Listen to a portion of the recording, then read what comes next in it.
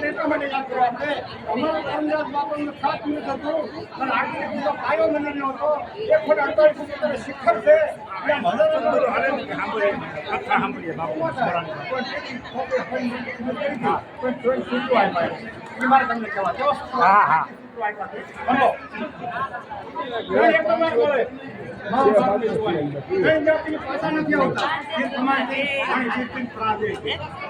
સન્માન કરવું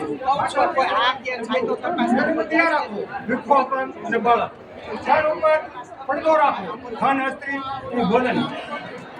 ત્રણ બધી રાહ ન ગવે સમય મૃત્યુ અને ગ્રહ ત્રણ દિવસો પ્રયત્ન કરો ખોટી સંગત સ્વાર્થ અને નિંદા તેને વંશમાં રાખો મન કામ અને લોભ ત્રણ બધી સ્થિર ન હોય જીવાની જોત માણસનું મન સદાની પૂછડી તો ત્રણ શોભે નહીં શિકારી શહેરમાં ન શોભે વ્યાપારી વનમાં ન શોભે બ્રહ્મચારી બેંકમાં ન શોભે